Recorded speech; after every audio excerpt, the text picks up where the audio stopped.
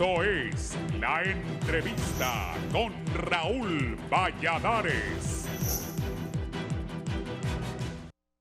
Varias reacciones han surgido después de que Honduras obtuviera un acuerdo con el Fondo Monetario Internacional, el cual tendrá una duración de 36 meses, en los cuales el país tendrá acceso a alrededor de 830 millones de dólares. Y desde el Poder Ejecutivo aseveran que este es un logro de la política económica de la actual administración. La presidenta de la República, Xiomara Castro, mencionó que es un importante acuerdo que demuestra el compromiso de impulsar una política económica responsable, con disciplina y transparencia en el uso de recursos, potenciando la inversión productiva y social a favor del pueblo hondureño. Por su parte, el asesor presidencial José Manuel Zelaya aseveró que el acuerdo con el FMI nos confirma que la Ley de Justicia Tributaria es una medida correcta y una propuesta acertada de Xiomara Castro. Queda claro que los directivos del COEP y sus representantes que se oponen ciega y radicalmente a la equidad tributaria en el Congreso Nacional solo están defendiendo mezquinos intereses. Porque el problema no es el extranjero, compañeras y compañeros. El problema es el hondureño que baja la cabeza o que dobla la espina dorsal ante el extranjero. Como dijo José Martí. Martí dijo, mientras un compatriota esté dispuesto a doblarse ante un extranjero, nunca seremos independientes. Entonces, el extranjero viene y le propone. ¿Y si estos aceptan? Ese no es el caso de lo que pasó ahí. El Fondo Monetario Internacional, ustedes pueden leerlo, aceptó el programa del proyecto responsable y serio planteado por la presidenta Xiomara Castro.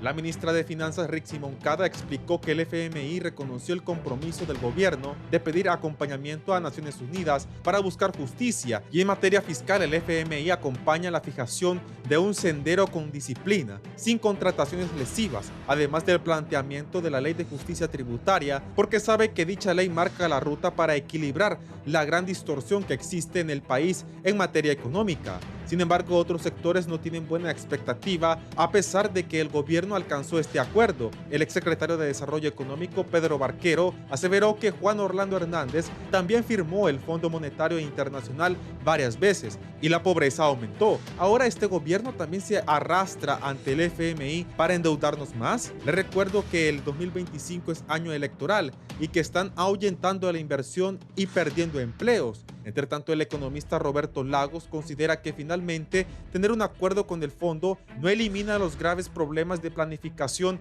y ejecución presupuestaria de la inversión pública que existe a la fecha. Aunque a muchos ministros del gabinete económico les moleste e incomode mis comentarios, es la realidad, apuntó el experto. Igualmente, Lagos felicitó al gobierno por el acuerdo y menciona que es bueno que ahora el Poder Ejecutivo se dé cuenta que las políticas económicas neoliberales no son tan terribles.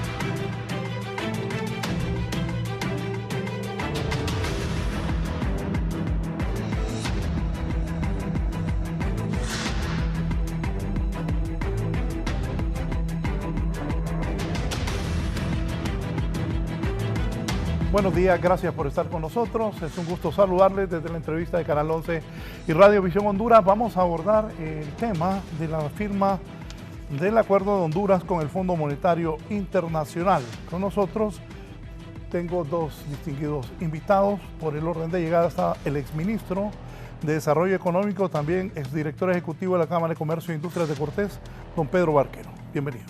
Buenos días, Raúl, un gusto saludarte, un gusto saludar a mi excompañero Marlon y un gusto saludar al pueblo hondureño. Gracias. También con nosotros el ministro del Servicio de Administración de Rentas del ASAR, don Marlon Ochoa. Marlon. Muchísimas gracias, Raúl, por la invitación. Un gusto compartir el set con Pedro. Sí, Marlon, ¿cómo recibe el gobierno este acuerdo con el Fondo Monetario Internacional que comprometió al gobierno actual que se diferencie de otros gobiernos anteriores que no lograban acuerdos? Bueno, yo creo que todo el pueblo hondureño reconoce que el acuerdo alcanzado con el Fondo Monetario Internacional es un acuerdo histórico por distintas razones, ¿no? Pero yo diría que la fundamental, Raúl, es que es un acuerdo que apoya un programa de gobierno, el programa de gobierno de la presidenta Xiomara Castro, y que es un programa destinado a fortalecer el Estado para ponerlo al servicio del pueblo. Muchos acuerdos en el pasado, y aquí estoy hablando desde los acuerdos firmados desde los 90, ¿no? De lo que trataban era no de fortalecer el Estado para ponerlo al servicio de la población, sino que más bien de debilitarlo, de desmantelarlo. Incluso en algunos acuerdos se llegó a negociar la privatización de bienes estratégicos. En este acuerdo es histórico precisamente por eso, porque el Fondo Monetario Internacional está apoyando un programa de gobierno que rescata la empresa pública, la Empresa Nacional de Energía Eléctrica, por ejemplo. Un programa de gobierno en donde se está impulsando la Ley de Justicia Tributaria para que todos paguemos impuestos y para que los que más ganan más paguen, ¿no? Y que no sean los pobres los que sostengan la recaudación fiscal. Es un acuerdo en donde se está apoyando un proceso de ejecución transparente y no corrupta de los fondos públicos a través de la eliminación de los fideicomisos. Es un acuerdo que apoya una reforma en aduanas, por ejemplo, para que combatamos la corrupción, para que los tiempos de despacho sean más breves. Es un acuerdo que apoya, es decir, que al mismo tiempo que reconoce la importancia de la disciplina fiscal, de la contención del gasto público, reconoce la importancia de la inversión social a través de la red solidaria. Y también, y creo que esto es algo bastante innovador, es un acuerdo que permite manejar o, digamos, compensar la importancia de la inversión productiva para el desarrollo del país. Se han negociado algunos ajustadores en donde el gobierno tiene espacio para hacer fuertes inversiones en proyectos estratégicos relacionados, por ejemplo, con carreteras, con energías, que es el tipo de inversión productiva que impulsa el crecimiento. Entonces es un acuerdo fundamentalmente distinto en donde el fondo reconoce el éxito del programa económico del gobierno y además respalda los proyectos de cambio estructural que está impulsando la presidenta Xiomara. Ayer le platicaba con un amigo economista que ha participado en estos acuerdos con el Fondo Monetario Internacional y me decía él, mira Raúl, el problema no es llegar a alcanzar el acuerdo con el fondo, el problema es cumplir el acuerdo. ¿Qué va a pasar si no cumplen con esos acuerdos? Bueno, hay que destacar que ya parte del acuerdo está cumplido. Nosotros iniciamos estas negociaciones, incluso al inicio de las negociaciones estuvo Pedro, el 26 de abril de 2022, ya hace 16 meses. Y desde que se inició, pues estuvimos discutiendo los contenidos de la carta de intenciones que se dirigió a la junta directiva del fondo, y desde el inicio discutimos algunos elementos que ya han sido cumplidos, como por ejemplo la renegociación de los contratos con las empresas generadoras de energía. Eso ya se cumplió y de hecho justo esta semana, creo que ayer o anteayer, el ministro de Energía y gerente del ENE remitió al Congreso Nacional para su aprobación los ajustes dentro de los contratos de generación para permitir una renegociación en el precio de adquisición de la energía. Ya se cumplió, por ejemplo, la remisión de la Ley de Justicia Tributaria al Congreso Nacional y su discusión en la comisión de dictamen. Eso ya está cumplido.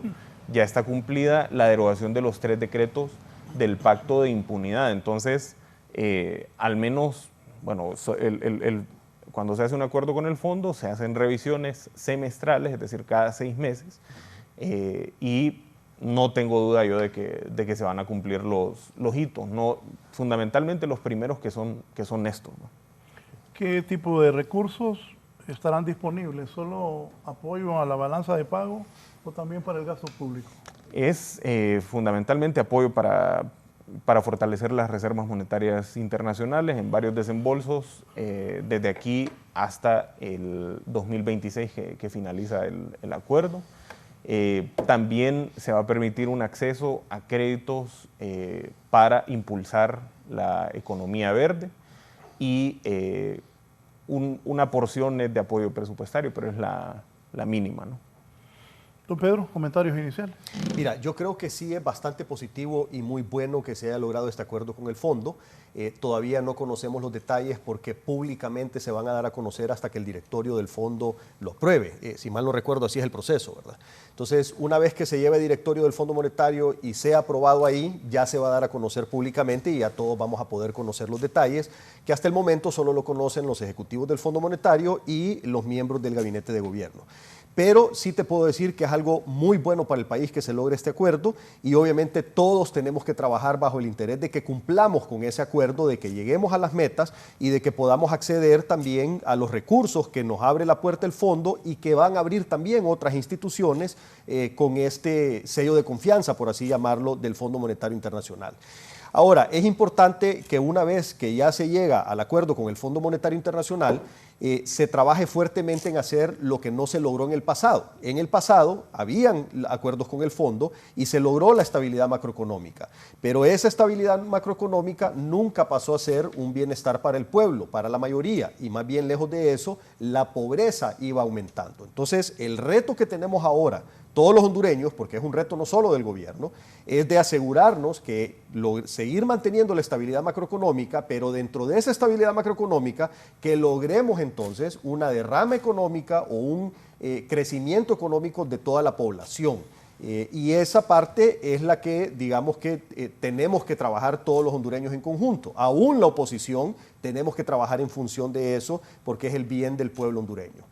Una vez que conozcamos los detalles también vamos a poder saber, o no sé si Marlon los puede compartir, pero hay que ver los puntos, por ejemplo, más calientes de la discusión, que eran el tema del deslizamiento de la moneda, el tema de los préstamos del Banco Central, el tema del déficit fiscal, porque todos estos acuerdos siempre conllevan algunos parámetros de todos estos factores y estos elementos para poder lograr esos acuerdos. Entonces sería interesante conocer los detalles de qué fue lo que se pactó en esos factores y en otros factores también para poder saber qué esperar de aquí en adelante.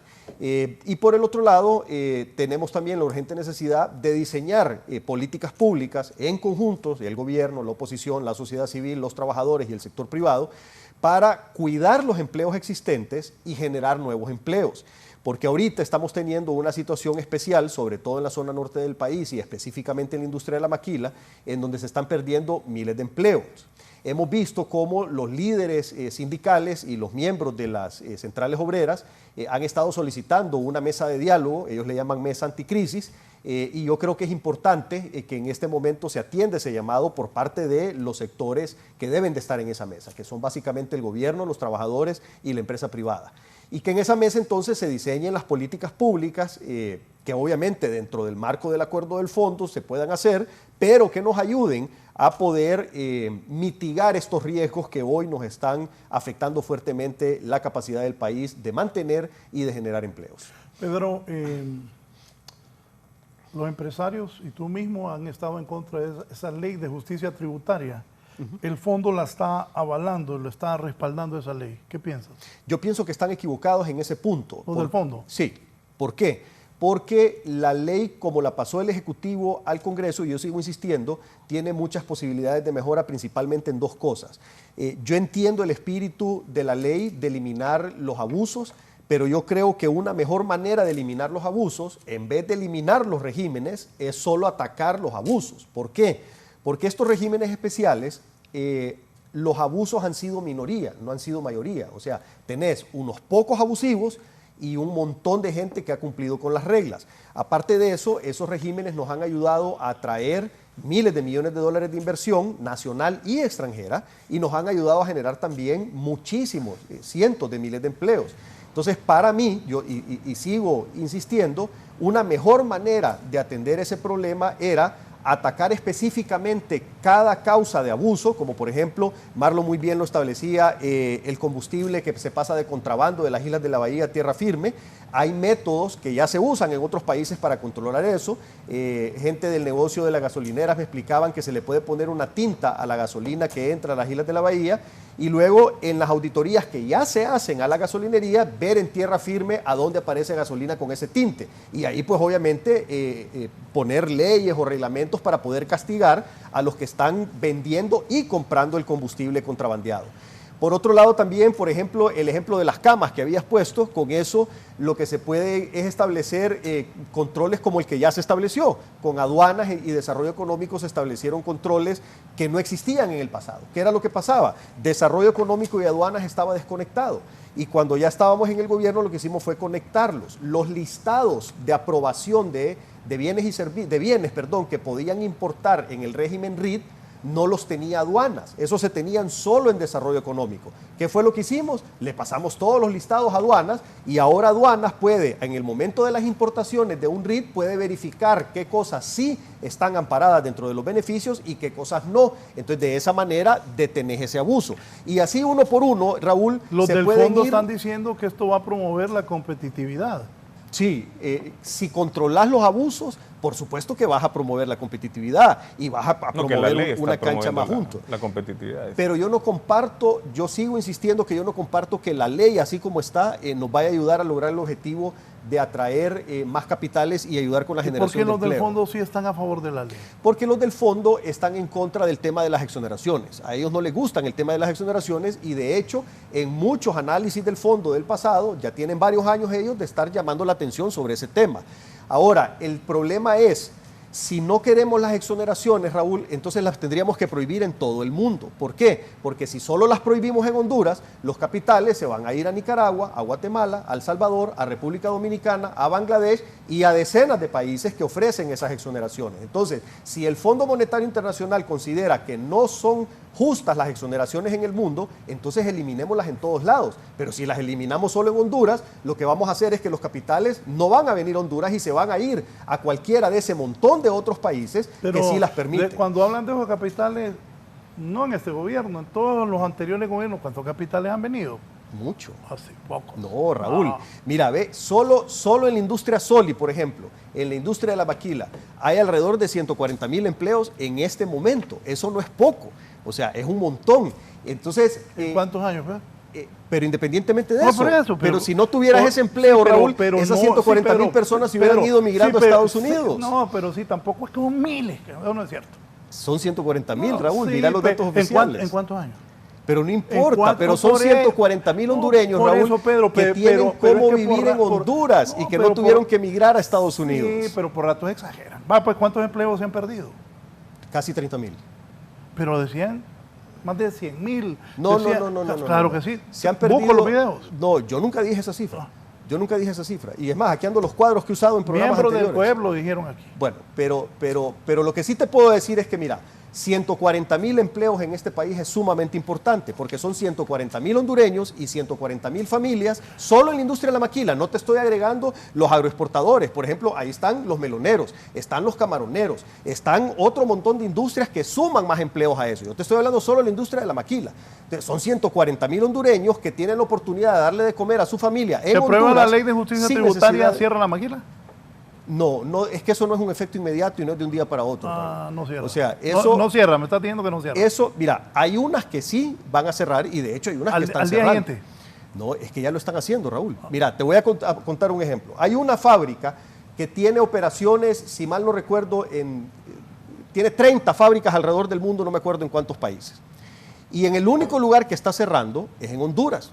Y en los otros lugares, en algunos países inclusive está invirtiendo y está contratando más gente. Entonces, tenemos que analizar por qué está pasando eso y tomar medidas. Mira, Raúl, mi objetivo no es criticar al gobierno. Mi objetivo es que generemos conciencia, que analicemos los hechos que están pasando y que busquemos soluciones. O sea, bueno, a ninguno de nosotros nos sirve. Hecho, a ninguno de nosotros. Yo te invito porque me considero que es objetivo lo que tú estás diciendo. Pues, y estabas ahí en las primeras reuniones con el fondo. Tú estuviste también. Me parece, por eso creo que tu aporte es importante. Sí, y yo lo que quiero es eso, que generemos conciencia, que analicemos los factores, todos los factores, porque hay otros factores también internos y hay unos externos que sobre eso no podemos hacer nada, porque también no podemos negar que hay una caída de la demanda en Estados Unidos y eso no podemos hacer nosotros absolutamente nada en Honduras. Pero el punto es este, no es criticar, no es atacar, el punto es generemos conciencia entre todos, analicemos los datos objetivamente y busquemos soluciones. O sea, este gobierno todavía tiene más de 2 años y hay muchas cosas buenas que se pueden hacer para la generación de empleo. Ese es el punto. Ministro. Bueno, yo en primer lugar quisiera destacar que lo que el acuerdo con el fondo hace es reconocer que el trayecto recorrido en materia económica es un trayecto acertado. Y nos parece importante que el fondo reconozca esto porque el fondo siempre para la derecha, como es Pedro, ha sido un gran referente histórico, ¿no? Yo pienso que el hecho de que el fondo diga la ley de justicia tributaria va a promover la competitividad, lo que refleja es que hay un consenso global sobre cómo se promueve la competitividad de aquí en adelante en la historia, cómo se debe promover la competitividad. En primer lugar, combatiendo la corrupción. Y agradezco que Pedro siempre reconoce que este es un gobierno que desde el primer día ha combatido la corrupción en público-privada, en materia tributaria y en otros temas. En segundo lugar, combatiendo los monopolios y oligopolios, que es una obligación constitucional además para el gobierno, ¿no? La Constitución prohíbe los monopolios y los oligopolios y tenemos una economía altamente monopolizada, altamente concentrada. Cuando hablamos de exoneraciones, por ejemplo, solo 25 grupos económicos, es decir, 12 familias y 13 transnacionales, concentran el 66%, es decir, 2/3 partes de todos los beneficios. Tenemos una economía con una alta concentración económica y para saber por qué esto no contribuye a la competitividad, no hay que tener un doctorado en economía, es sencillo. ¿Cómo van a competir?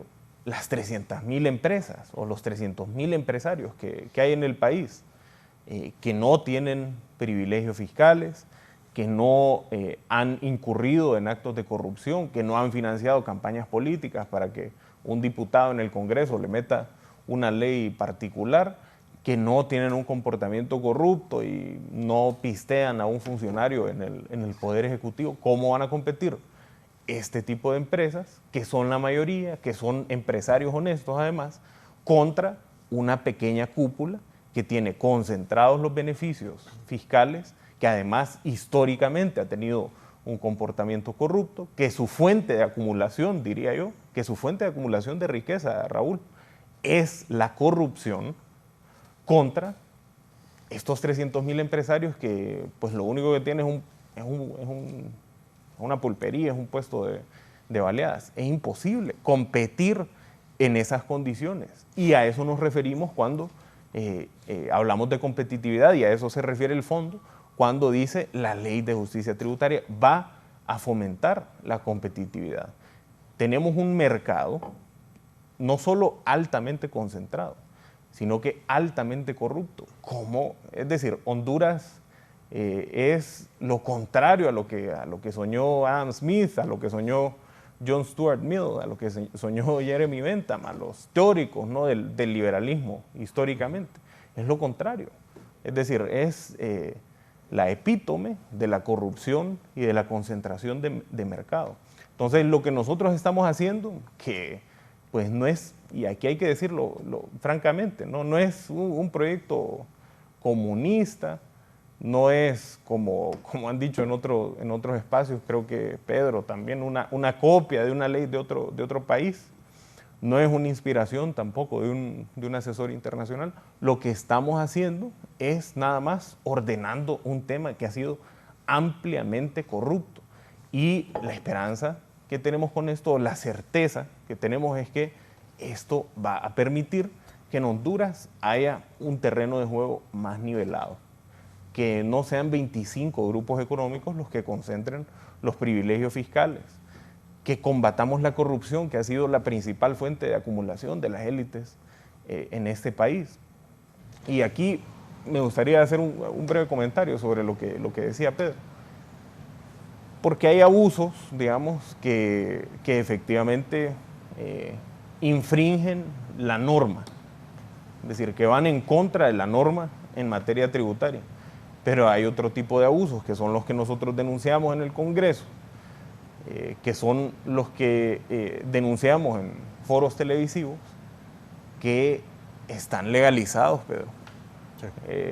Para ponerte un caso particular, una empresa tenía un ajuste de 500, una transnacional, tenía un ajuste y sanción, porque se hacen ajustes y sanciones en auditorías de precios de transferencia, de 526 millones de lempiras. Es una transnacional.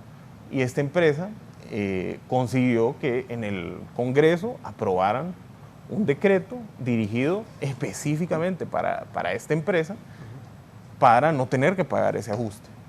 Otra empresa, de casos particulares podemos hablar horas, ¿no? Pero otra empresa, voy a poner 3 ejemplos nada más. Otra empresa se regularizó, se acogió a un beneficio que se creó con el artículo 213 del nuevo Código Tributario. Y después se dio cuenta que regularizándose no iba a poder conseguir obtener los créditos fiscales que tenía a su favor. Es decir, que cuando se regularizaban la deuda del Estado con la empresa también se extinguía, no solo de la empresa con el Estado. Entonces, ¿qué consiguió esta empresa? Conseguir que le aprobaran un decreto que permitía que renunciara a la regularización. ¿Cuántas empresas crees que se acogieron a este beneficio, Pedro? Una, me imagino. Una, sí. Exactamente. Entonces, no solo hay abusos, digamos, que infringen la norma, sino que hay abusos que han sido legalizados. Y bueno, esto molesta mucho, ¿no?, que nosotros estemos denunciando esto, pero precisamente a eso nos referimos cuando hablamos de corrupción público-privada, porque son los actores privados de donde nace el esquema de corrupción en realidad. Obviamente nosotros como servidores públicos, como funcionarios públicos, tenemos un deber que es 10 veces más, digamos, imperante de cumplir con un estamento ético que la empresa privada, pero es un esquema de corrupción público-privada que es la que ha permitido que unas pocas familias concentren la mayor parte de los privilegios y los beneficios. Hay abusos también en materia de cómo operan o cuántos beneficios reciben las empresas en los regímenes. No hay en la región parangón, en toda América Latina, Pedro, no hay parangón de la cantidad de exoneraciones que existen en Honduras, ni de los abusos que se constatan en Honduras. No hay ningún equivalente en toda la región. Recién venimos llegando de una cumbre internacional por una tributación equitativa que ha convocado el gobierno colombiano, e intercambiando experiencias con otros ministros de Hacienda, con ministros de las administraciones tributarias. Hemos logrado constatar, y además que esto lo reflejan también los informes de OCDE, particularmente, de la CEPAL y del Fondo, que no existe ningún país de América Latina, en primer lugar, que haya fracasado tanto con este modelo de exoneraciones, ¿no? Porque si nosotros exoneramos 3 veces en relación con el PIB que lo que exonera un país como Costa Rica, por ejemplo. Y atraemos 5 veces menos la inversión extranjera directa en relación con el PIB. Entonces, es un modelo absolutamente fracasado. Y en segundo lugar, no hay un país en donde se constaten tantos abusos y haya tanto descontrol. Precisamente lo que hace la propuesta es ordenar y decir, vamos a poner un parteaguas en la historia del gasto fiscal, vamos a hacer un parteaguas en la historia de las exoneraciones y vamos a hacer un parteaguas en cuanto al modelo de desarrollo que va a impulsar el gobierno, que va a impulsar el Estado de Honduras. En esta cumbre, por cierto, estuvo un premio Nobel de Economía que se llama Joseph Stiglitz, es uno de los economistas más famosos del mundo además. Y si te leyera, Pedro, el mensaje, de hecho te lo voy a comentar. Es un mensaje bastante fuerte en contra del modelo neoliberal de atracción de inversiones, ¿no? Y básicamente lo que decía Stiglitz, lo que dijo Stiglitz, espérame, ya lo voy a encontrar y te lo comparto. Pero lo que decía Stiglitz básicamente es que los países de la cuenca del Caribe, de Centroamérica, han competido en una carrera hacia el fondo, no hacia el Fondo Monetario Internacional, sino que hacia el piso, abismo, ¿verdad? Hacia el abismo, hacia el hoyo, exactamente. Entonces, esta carrera básicamente es para ver quién recauda menos bajo la promesa, en muchos casos, como el caso hondureño, fallida, de atraer inversión extranjera directa. En Honduras, por cada lempira de inversión extranjera directa que atraemos, tenemos que perdonar 4 lempiras. En otros países es inversa la proporción. Es decir, por cada lempira o por cada dólar que se perdona en otros países, se atraen 4. Aquí por cada 4 que perdonamos atraemos 1. Entonces es un modelo completamente fallido. Y lo que decía Stiglitz, y esto es quizás lo más importante, sobre todo en el contexto geopolítico, comercial y económico global que tenemos ahorita, los países debemos iniciar una agenda, y esa agenda está en proceso de construcción con todas las naciones de América Latina, y ahora va a ser uno de los puntos de agenda en la presidencia de la presidenta Xiomara Castro al frente de la CELAC. Los países debemos avanzar hacia un camino de carrera hacia la cima. ¿Qué es esta carrera hacia la cima? Que es básicamente lo que reconoce el fondo que nosotros estamos haciendo, rescatar el Estado. ¿Por qué, y con esto cierro, por qué los programas, los acuerdos firmados con el Fondo Monetario Internacional en los gobiernos anteriores, como bien decía Pedro, lograron una estabilidad macrofiscal? Eso es debatible también, ¿no? Porque esta estabilidad macrofiscal y esta sostenibilidad de la deuda siempre es vista y analizada desde el punto de vista del acreedor de la deuda, es decir, desde el punto de vista de a quién le deben. Si a quien le deben está tranquilo, si el país tiene capacidad de pago. Eso es lo único que le importa en materia de sostenibilidad de la deuda. No le importa la sostenibilidad social y económica del país. Pero bueno, los acuerdos anteriores, decía Pedro, se logró mantener una estabilidad macroeconómica, una estabilidad macrofiscal, pero no se reflejó en el bienestar de la población. ¿Por qué sucedió esto, Pedro? Y es una situación bastante sencilla de responder, pues por la corrupción, porque estábamos gobernados por un partido aliado con el narcotráfico, con quien, por cierto, ahora se están aliando en el PSH, lamentablemente, y porque ese esquema de ejecución de los fondos públicos a través de los fideicomisos, a través de las redes de corrupción, no nos engañemos, nunca llegó al pueblo. Aquí se ejecutaron miles de millones de lempiras y lograban 80, 90% de ejecución del programa de inversión pública, pero eso no se reflejaba en el bienestar de la población. ¿Por qué? Porque quedaba en manos de empresarios y políticos corruptos. Y eso es lo que nosotros hemos combatido y eso es lo que reconoce el fondo. Don Pedro. Mira, yo coincido fundamentalmente con 2 cosas muy importantes que ha dicho Marlon. Primero, coincido con el diagnóstico.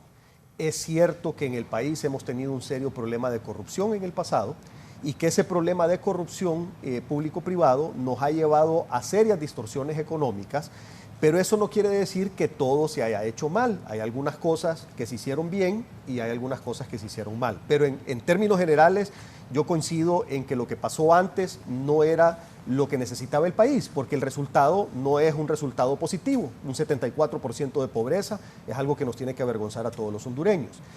¿Qué es lo que teníamos en el pasado nosotros en el país? Teníamos lo que en Estados Unidos le llaman crony capitalism, que es el capitalismo del amiguismo o el capitalismo corrupto, o yo creo que no hay una traducción exacta de eso, pero es simple y sencillamente las políticas públicas se diseñaban en función de intereses particulares y no en función del bien común. En eso coincido al 100%.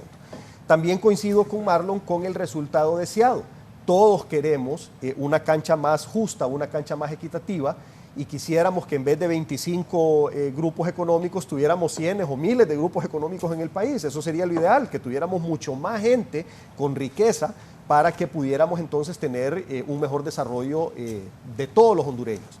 Ahora, en el cómo es donde diferimos, porque yo sigo insistiendo que hay que guardar los elementos que sí nos sirven y obviamente hay que eliminar los elementos que no. Por ejemplo, la competencia desleal. El objetivo de los incentivos fiscales son dos. Primero, uno, ayudar cuando la inversión es nueva para que pueda tener un periodo de recuperación. Y dos, ayudar sobre todo a los exportadores, que son los que les toca competir con otros países del mundo que tienen mejores condiciones que nosotros en otros elementos, como por ejemplo, nosotros en Honduras, producto de la corrupción del pasado, tenemos una energía que contra algunos países es el doble del precio y contra otros es casi el triple del precio. Entonces, cuando una operación se quiere instalar en un país y mira las diferentes opciones que hay en el mundo y mira que en Honduras la energía cuesta el doble o el triple, esos son puntos en contra nuestro.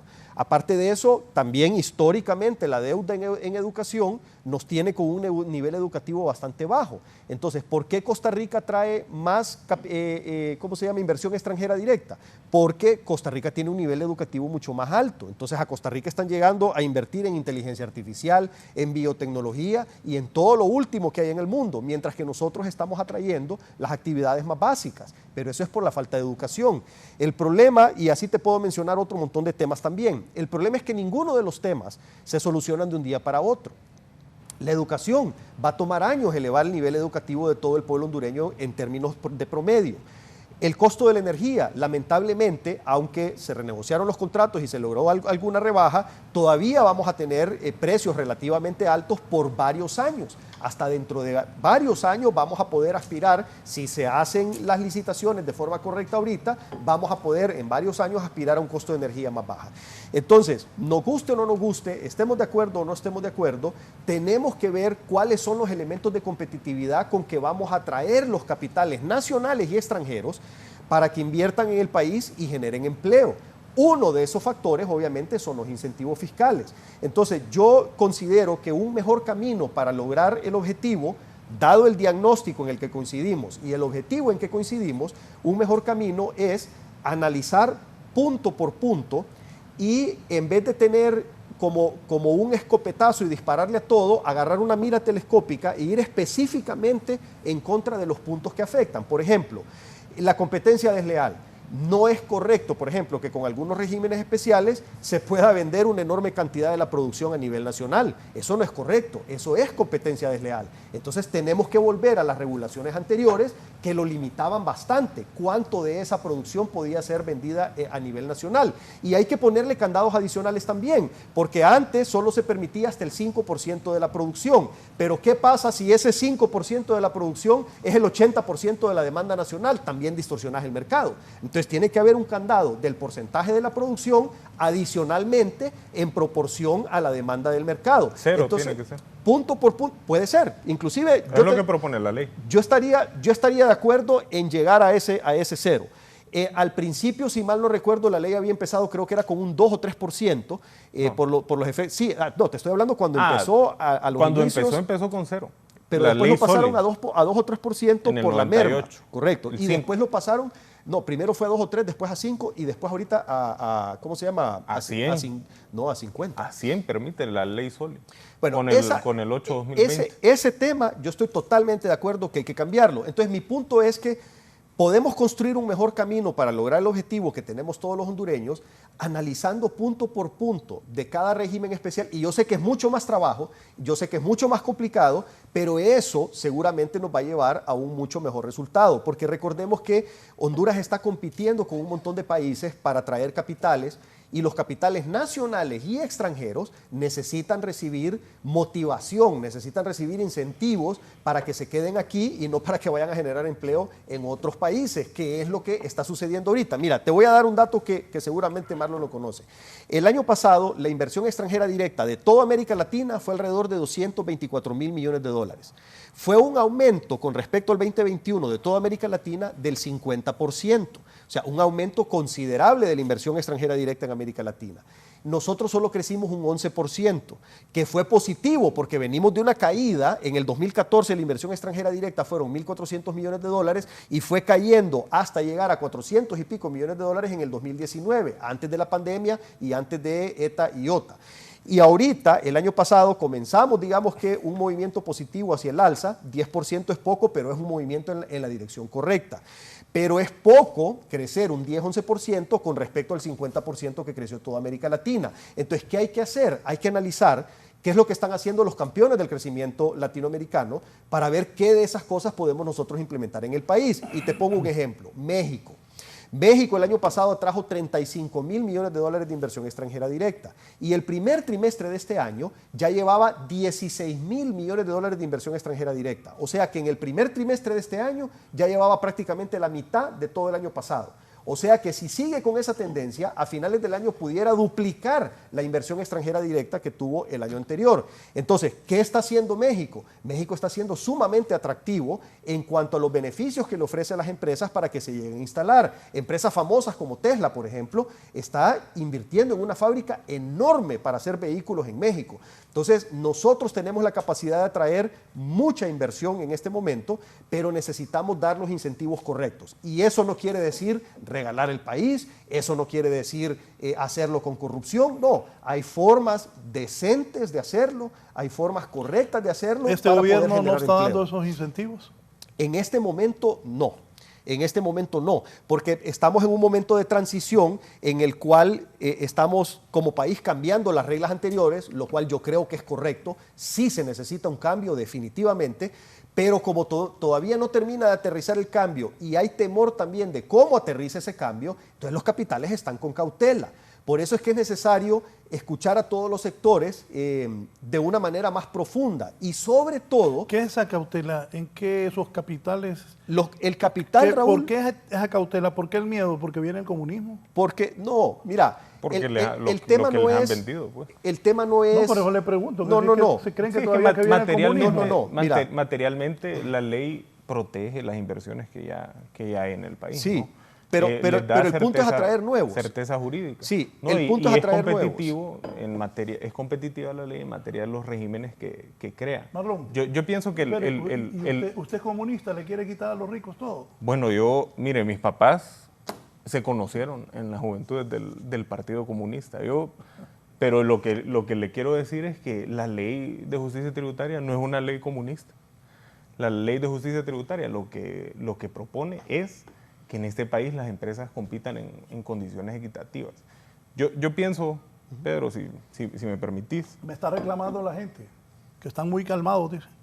Es que el objetivo no es pelear, Raúl. Yo sé. Mira, el objetivo solo te estoy contando, espérate. El objetivo es analizar y llegar a... Mira, yo te paso aquí, el fax. Sí, pero te voy a decir algo. Pero solo mira, brevemente. Si nos ponemos a pelear, no vamos a llegar a nada. Aquí lo que tenemos que hacer es analizar los puntos de manera profesional. Para que mires cómo es el hondureño. Sí. Dime, Raúl, están muy calmados esos.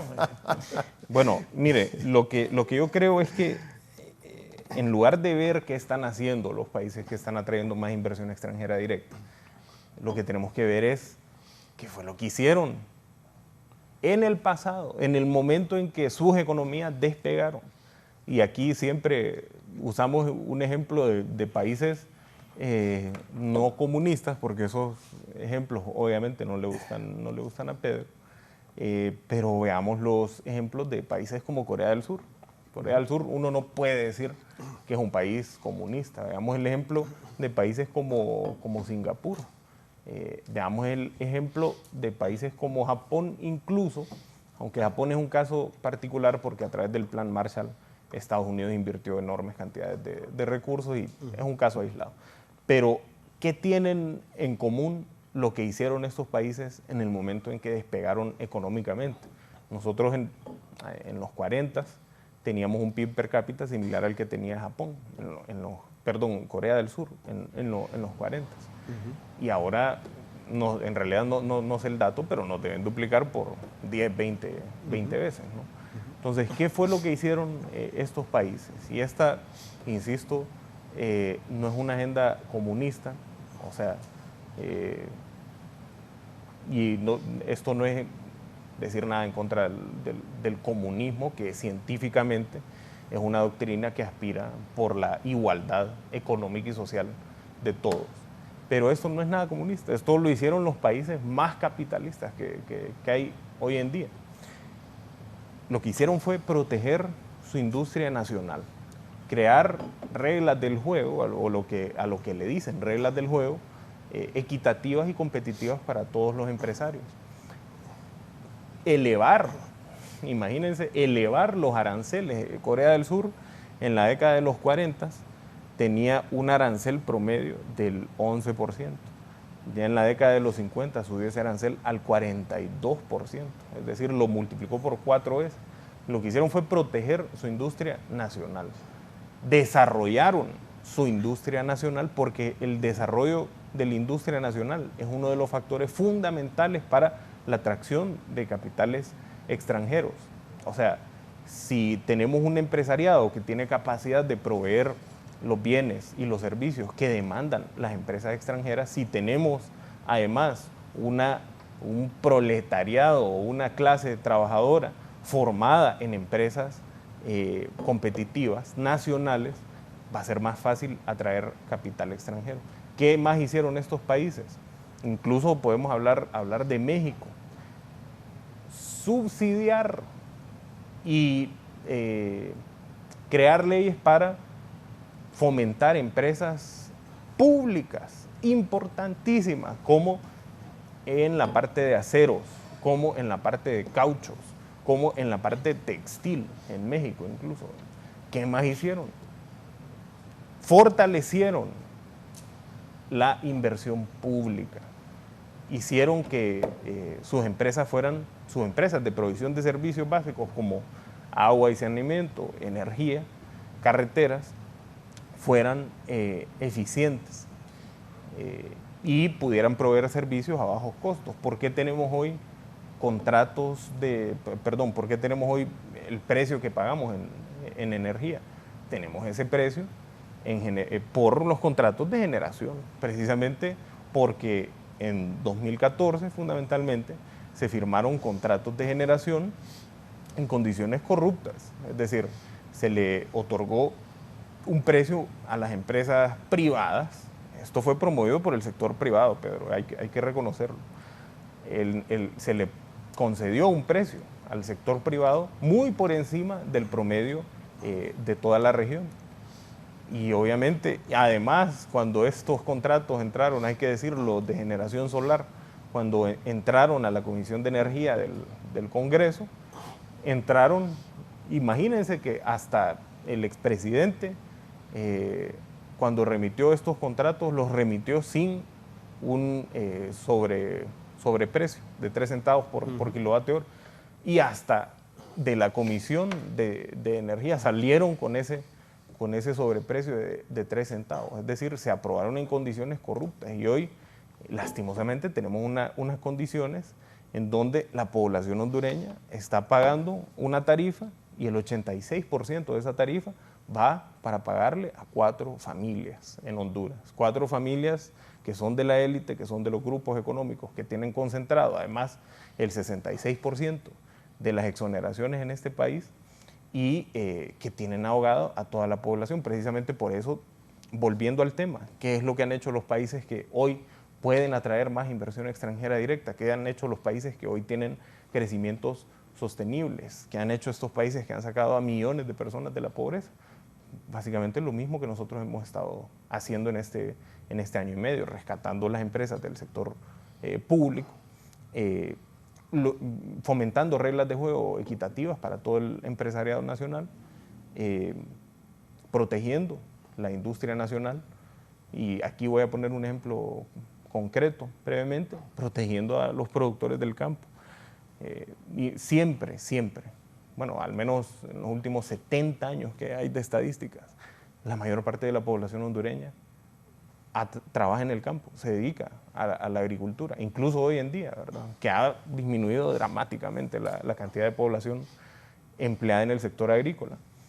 Incluso hoy en día son 770,000 personas que trabajan en el campo, a pesar de que con el CAFTA se hayan perdido más de 1 millón de empleos en el campo.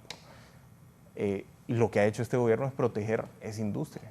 Y quizás no hacemos lo suficiente, pero al menos vamos en una dirección de rescatar el agro a través de créditos, a través del bono tecnológico, a través de asistencias técnicas, entre otras cosas. Entonces, eso es lo que han hecho los países que hoy en día logran atraer capitales. No abrieron su economía y subsidiaron empresas internacionales a través de exoneraciones. Eso no fue lo que hizo México, eso no fue lo que hizo Corea del Sur para desarrollarse, eso no fue lo que hizo Singapur, sino que fortalecieron el Estado, fortalecieron la inversión pública, crearon condiciones equitativas para que todas las empresas se desarrollaran.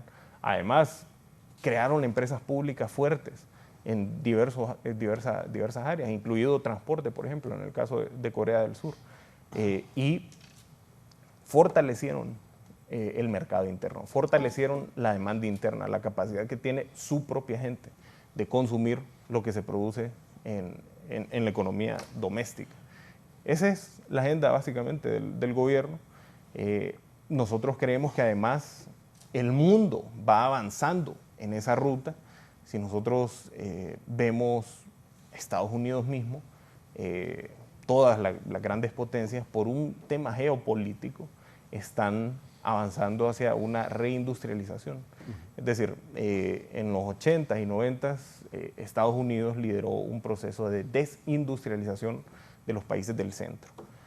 Sacó la parte intensiva en mano de obra de Estados Unidos porque se habían fortalecido los sindicatos y porque se había elevado el costo de la mano de obra. Entonces sacaron esa parte a países como Honduras, que tenían gobiernos lacayos, que iban a aceptar implementar leyes que solo iban a favorecer a las empresas extranjeras, que además iban a aceptar estos gobiernos, flexibilizar las condiciones laborales, y eso, pues el reflejo más dramático y radical de eso fue la ley de empleo por hora, ahora derogada, y que además iban a darle enormes beneficios a las empresas extranjeras que se instalaran acá. Lo que se hizo con esto fue básicamente subsidiar el consumo en los países del centro. La mano de obra hondureña, el Estado hondureño a través de su inversión pública y toda la población hondureña a través del gasto tributario, a través de las exoneraciones, subsidia que en Estados Unidos puedan comprar una camiseta a $2, a precios bajos, porque los precios de los productos textiles han ido bajando dramáticamente a través del tiempo. Entonces, la estrategia de este gobierno es, o lo que han hecho los países del centro, ¿verdad? Volviendo al tema, lo que han hecho los países del centro es volver a traer sus industrias dentro del país. El caso más claro de esto es en relación con los chips.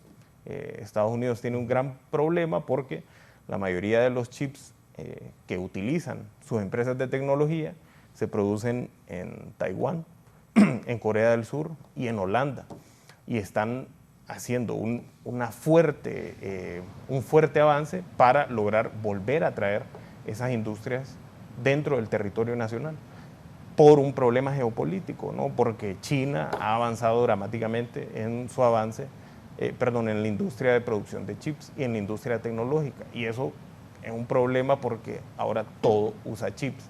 Ese es nada más un ejemplo de cómo el mundo va avanzando justo en la ruta que nosotros estamos proponiendo: industrializar el país, fortalecer el sector público, la inversión pública, y fortalecer la demanda interna y el mercado doméstico. ¿Qué de acuerdo con esa agenda que plantea Marlon? Y otra cosa, Pedro, ¿qué beneficios va a tener el sector privado de Honduras con este acuerdo con el Fondo Monetario Internacional que ha logrado el gobierno? ¿Va a tener beneficios el empresariado nuestro? Yo creo que va a tener beneficios todo el pueblo hondureño, incluido el empresariado nacional, porque Sí, o sea, el la hecho de pregunta tener es- un acuerdo con el fondo, eso te establece metas y objetivos que sin haberlos conocido, pero estoy seguro que son metas y objetivos que son razonables, y eso nos va a ayudar entonces a que tengan la confianza también otros organismos multilaterales para darnos préstamos que necesitamos. O sea, en Honduras, lamentablemente la recaudación tributaria se nos va en pago de sueldos y salarios y pago de deuda. Entonces, cualquier cosa que quiera hacer el gobierno, lo que sea, comprar papel, hacer una calle, reparar una escuela, para todo eso se tiene que sacar deuda. No hay más opción. Es la única manera de hacerlo. Entonces sí necesitamos tener acceso a fuentes de financiamiento y este acuerdo con el fondo definitivamente facilita la obtención de recursos con otros organismos. Ahora, a mí me gustaría retomar el tema que me estabas preguntando de la confianza, Raúl, y agregar un tema adicional sobre lo que decía Marlon. Cuando Estados Unidos cambia la estrategia y empieza con el proceso de globalización, para tratar de tercerizar muchos elementos, principalmente por el costo de la mano de obra en Estados Unidos, realmente el país en el mundo que más se benefició de eso fue China, porque China estaba bastante sumido en la pobreza y se aprovechó de esa circunstancia atrayendo una enorme cantidad de inversión del mundo y también obviamente inversión china, que fue lo que los convirtió en el poderío que hoy son industrial y fue lo que les permitió también sacar 800 millones de chinos de la pobreza. Pero fue una mezcla de factores internos, externos y decisiones para favorecer la industria nacional, pero también aceptando la inversión extranjera que les ayudó con la transferencia de tecnología que hoy los convirtió en una potencia tecnológica. Entonces hay que complementar el camino con otras avenidas que son las que han ayudado a la historia más reciente, porque el caso de China es más reciente que el caso de Corea del Sur, es más reciente que otros casos de otros tigres asiáticos, y aún hoy la historia es diferente, porque las condiciones mundiales son diferentes a cuando empezó Corea del Sur, a cuando empezó China, y hoy las reglas del juego son diferentes. La reindustrialización de Estados Unidos es un hecho. De hecho, todos los capitales que se están moviendo en el mundo, la mayoría se están moviendo adentro de Estados Unidos y una pequeña parte es lo que está quedando en el resto del mundo como América Latina. Por ejemplo, los 224 millones de dólares que fueron la inversión extranjera directa el año pasado en América Latina es una pequeña porción si lo comparamos con lo que se reinvirtió en Estados Unidos de todo lo que está jalando nuevamente para reindustrializarse. Entonces, en esa nueva realidad y en ese nuevo contexto mundial, obviamente hay que aprender las lecciones del pasado, de Corea del Sur, de China y todas las que nos puedan servir, del mismo Taiwán, y aplicarlo de acuerdo a la realidad actual. Y necesitamos nosotros fortalecer nuestra industria nacional, por supuesto que lo necesitamos. Y eso es, yo coincido, lo más importante. Pero también estoy consciente de otra realidad. Si todos los hondureños invertimos hasta el último centavo que tenemos y encima de eso vamos a los bancos y nos endeudamos y también invertimos eso, no le vamos a generar empleo a todos los hondureños que necesitan empleo hoy. Por eso es la necesidad de también atraer capitales externos para ayudarnos a complementar la oferta de trabajo que necesita el pueblo hondureño. Nosotros tenemos una alta tasa de subempleo. Nuestro principal problema es el subempleo y el segundo problema es el desempleo. Entonces, el subempleo es básicamente el empleo que no logra ganar ni siquiera el salario mínimo, o sea, que no cumplen con la ley, que no le dan el seguro social, que no le dan las prestaciones, que no le dan nada. Entonces, necesitamos nosotros fortalecer la industria nacional y atraer capitales extranjeros para generar más empleos formales, que estén inscritos pagando en el seguro social y que le den todos los beneficios de ley. Ahora, nuevamente retornando a tu pregunta, ¿sí es beneficioso para el país el acuerdo con el fondo? Sí hay beneficios también para la empresa privada en el sentido de que una economía más sana trabajando dentro de los parámetros del acuerdo le genera mejores condiciones al sector privado y esa misma dinámica económica le genera más posibilidades de financiamiento al gobierno y también más posibilidades de financiamiento al sector privado y para ambos más barato. O sea, no es lo mismo ir a pedir dinero sin un acuerdo con el fondo que con un acuerdo con el fondo. Te abre más puertas y te abarata el costo. Un dato adicional importante, el riesgo país ya bajó. Con solo la noticia de la firma del acuerdo con el fondo, el riesgo país ya está comenzando a bajar. Entonces, tenés también una consecuencia en el costo de la deuda actual en el gobierno, porque al bajar el riesgo de país, lo que te hace es que entonces te penalizan menos en el mercado de los bonos internacionales la compra y venta de los mismos y te hace entonces más atractivo la deuda hondureña. Entonces, por supuesto que tiene varios beneficios, pero nuevamente tenemos que complementar eso con mecanismos de atracción de capitales nacionales y extranjeros para la generación de empleo. Y a mí me gustaría insistir con el tema del llamado que han hecho las centrales obreras. Ellos están llamando para que se conforme una mesa anticrisis en donde se siente el gobierno, se sienten los trabajadores y se siente la empresa privada para poder analizar todos estos datos y muchos más de los que estamos analizando nosotros acá y que en conjunto se diseñen políticas públicas para que nos ayuden más rápido a llegar a los objetivos. Y yo creo que ese sería un buen tema, Marlon, para que obviamente el liderazgo lo tiene que tomar el gobierno, porque tiene que ser el convocante, para poder entonces sentarse con estos actores y poder trabajar entre todos una manera más acelerada de poder llegar a los objetivos. Bien, antes de la pausa voy a leer un poco, no puedo leer todos, pido disculpas a las personas que no les pueda leer el mensaje.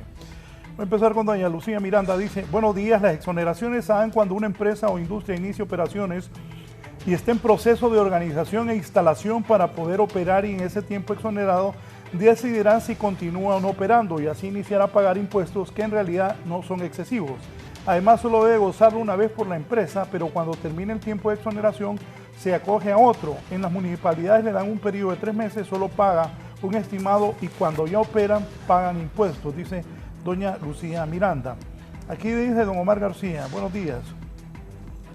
Dice Omar: Raúl y sus invitados, es importante decir que las exoneraciones por inversión extranjera de un país descansan en captar la evasión técnica fiscal de inversores que no quieren pagar impuestos en sus propios países. Las exoneraciones en un país con niveles de impunidad y corrupción representan una venta de oportunismo para corruptos nacionales e internacionales. Por eso los países pobres tienen programas económicos amplios de exoneraciones.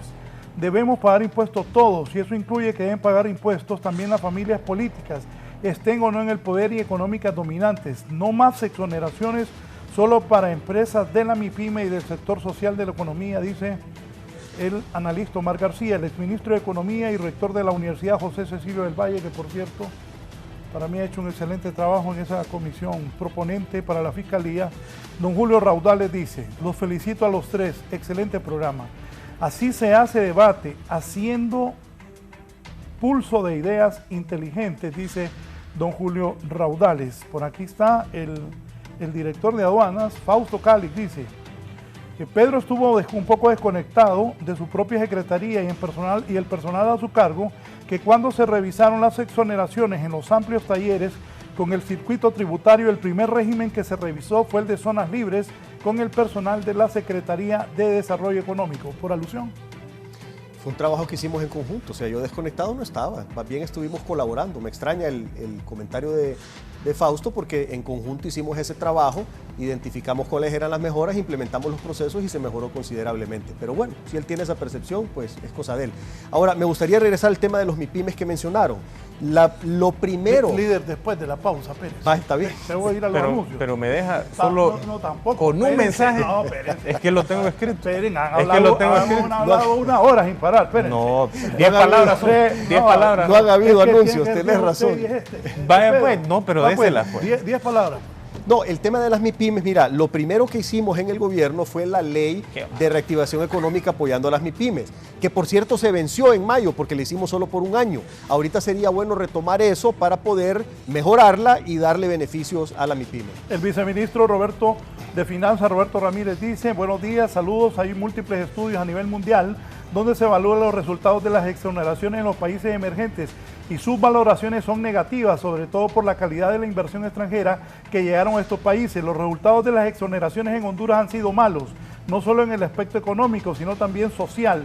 Solo es de analizar que en las zonas que se ubicaron son las más desiguales y peligrosas del país. Honduras necesita aumentar mucho en inversión productiva y social, mejorando el mercado interno, y para eso necesita incrementos de ingresos nacionales. Teniendo eso, tendremos mejor calidad de fuerza laboral, obteniendo en el futuro una inversión extranjera de calidad. El país no puede seguir supeditado, sea que sea la solución esto. Creo que cambiar ese paradigma para que los empresarios hondureños tengan mejor acceso a crédito, competencia real, mejores servicios públicos y un apoyo de todos los sectores para su crecimiento hará que la estructura económica del país sea fuerte y noble, dice don Roberto Ramírez del Ministerio de Finanzas. Las 10 palabras. Es temerario decir que los hondureños no podemos sacar nuestro país adelante con el capital que tenemos dentro del país y con las inversiones nacionales que podemos hacer.